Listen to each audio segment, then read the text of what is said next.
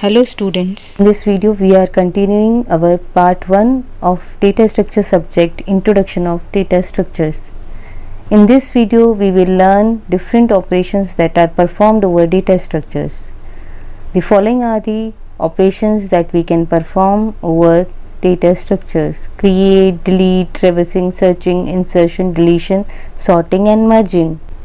Let's see first operation, that is create operation. As we know that data structure is a collection of data values. That means it requires some memory to store these data values. For that we have to create a data structure in memory so that we can store these values into it. So create operation is used to create a data structure. We have to use a syntax Of programming language to create that data structure. It is used for declaration and initialization of the data structure. So in this operation we declare or initialize the data structure. That means we reserve some memory to the data elements which will be stored in data structure, and we can also initialize that data structure with some values. It is used to reserve the memory for the data elements. So first we have to reserve some memory for data structure so that we can store the values into it. For example, to create array data structure in C or C++, we have to write int a in square brackets. We have to write the size of the array. Suppose here we want to create an array which can store 5 data values, and this is a static memory allocation where compiler knows that it has to allocate a memory of 10 bytes to this array to store 5 elements. Why 10 bytes? Because memory allocated to array equals to size of array into size of data type. Size of array is 5 and size of integer data type is 2. That's why compiler will allocate 10 bytes of memory to this array. In this 10 bytes of memory we can store 5 numbers, 5 integer numbers. The first number stored at A0, second at A1, third A2, fourth A3 and fifth A4. If I write int a square bracket open and close equals to curly bracket 10, 20, 30, 40, 50. Here we had written the size of array is 5, but in this we have not written the size of array. By looking these 5 numbers, compiler will allocate a memory of 10 bytes to this array and store values 10, 20, 30, 40, 50 into this array. By writing this declaration, these values will not be stored automatically inside the array data structure. But when you write this type of statement, this is an array initialization. By writing this, these 10, 20, 30, 40, 50 will be stored in array. This syntax is used to create an integer array, and this is an array initialization statement through which compiler initialize the array with these data values. by this and This declaration, the memory will be allocated at compile time. Here this statement and this statement are static memory allocation of array. Compiler will allocate memory to array data structure at compile time. In this case we have to declare the size of the array directly or indirectly by data values, through which compiler allocate memory to array data structure. But we can also allocate memory to array data structure at runtime, that is known as dynamic memory allocation. For this we have to write new operator. For example, if the value of n is equals to 5, you can write this n variable in square brackets, while in a static memory allocation we cannot write n here or here. Array data structure can be created using static or dynamic memory allocation. Next operation is delete operation. This operation is used to delete or free the memory space used by data elements. If you create array using dynamic memory allocation, that means using new operator, you have to explicitly write delete square brackets a name of array through which the memory will be deallocated. But for static memory allocation there is no need to write delete square bracket A, because in a static memory allocation compiler will automatically deallocate the memory which is allocated to array data structure. So for deleting all the data elements stored in data structure, you have to perform delete operation.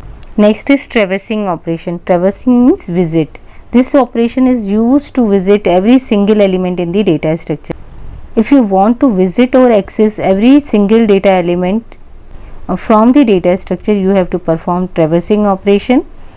In this operation, each element accessed exactly once. In traversing operation, we visit each element of the data structure exactly once. For example, we have an array data structure. If I access 10, then 20, then 30, then 40, then 50 in single time, then this is a traversing operation. If you visit 22 times, then that is not the traversing operation.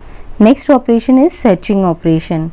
This operation is used to search the specific element in the data structure. If I want to search 30 inside this array data structure, then searching operation will return the location of this element is 3. You can perform searching of single element inside the data structure. So searching operation is used to search a specific element from the data structure. There are two techniques to search data elements from data structure. First is linear search and second is binary search. These two techniques we will study in incoming video. Next operation is insertion and deletion operation. In insertion operation is used to insert the data element in the data structure, and deletion operation is used to delete the element from the data structure.